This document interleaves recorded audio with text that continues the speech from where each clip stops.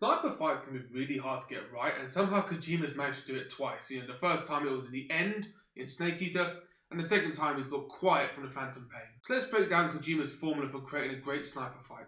I think it's important to start with what I call the Kojima effect, because up until episode 11, which is when the quiet fight happens, every mission has been really focused on getting into a base, doing something and sneaking out. There is a big push on recruitment during this time, so you're encouraged to be tranquilizing people, to be non-lethal, to be sneaking around, not causing alarm. And this trains you to approach missions from an infiltration point of view. So you're taking in non-lethal weapons, you're focusing on stealth, being quiet, being sneaky. And the setup for episode 11 is the exact same. You're first told to rescue Emmerich, you're dropped off and just told to go to the base. The base is a bit more heavily guarded than usual. It's a power plant, which obviously then has some more significance, but it's basically the same old routine. And then on your way there, quiet ambushes you. And I think this is the genius part, because you're not prepared for a sniper fight. The player is prepared for an infiltration mission again. So players can come into the fight with only pistols and non-lethal weapons and no real way to damage quiet easily. They're prepared for an infiltration mission and not for a long-range sniper duel. And the fight builds on an unpreparedness by starting the player pinned down behind a rock. It's very quickly established that if you stand up and try and shoot quiet, she'll shoot you first and then 2 shots you're down. So the player's first objective isn't to attack her, but instead to get out of the pin. And that reframes the entire fight, because it creates a sense of urgency. You're not thinking about how do I defeat her, how do I get a shot on her. You're thinking first, how do I escape the pin to then get a shot on her? And that then leads into hide and seek gameplay of the entire fight. I also want to touch on the actual terrain the player is given here, because I think it's pure genius. To the left, the terrain slopes downwards, which just gives you immediate cover and immediately escapes the pin, but then obviously Quiet's going to be in a higher advantage. She's got a vantage point,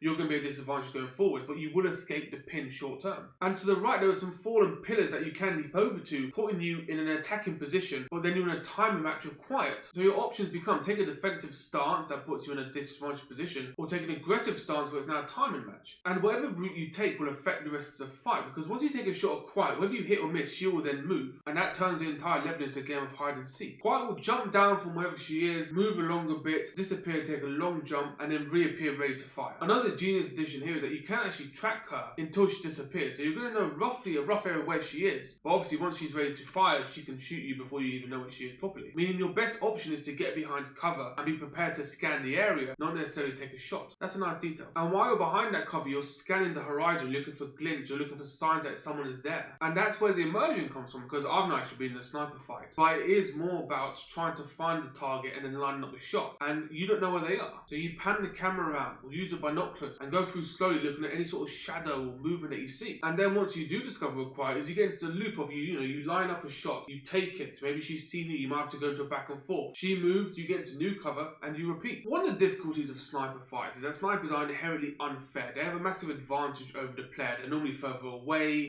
in a higher position that's advantage, and it's much easier for the sniper to hit the player than the player to hit the sniper. But the Phantom Pain is a really interesting thing with Quiet, where Quiet is never behind cover. When she's in a firing position, she's normally crouched on the edge of a ledge. So if you get any sort of shot on her, you're more likely to hit because she's not behind cover. And that makes the fight really fair. And this leads to the fight being really tense, because while she is lethal and can take you down in just a couple of hits, if you find out where she is and get a good shot on her, you're going to hit her. Bringing this back to first-time players who might not have really prepared for a long-range sniper battle, they might need to try and achieve this with a pistol or just a machine gun, something that can't really fire too long range. And all of this adds to the immersion of the fight, because you're asking yourself, how do you land a shot across the map with just a pistol? So here's what developers can learn from the Quiet fight from Phantom Pain. The first lesson is to surprise the player. Use repetition building up to the level to then set in a routine, and then break that routine with something completely different that the player is not prepared for. The second is to start the player at a disadvantage. In this level is the pin, and then the first objective isn't defeating whoever's against you, but instead it's escaping the disadvantage and turning the tables. It reframes the entire encounter. And the third is, if you're going to make the enemy powerful and give them clear disadvantages, use Quiet again. She hums, she didn't use cover. She relocates in somewhat readable ways. So while she is a powerful opponent, she is defeatable. What did you think of the Quiet fight from the Phantom Pain? Let me know in the comments.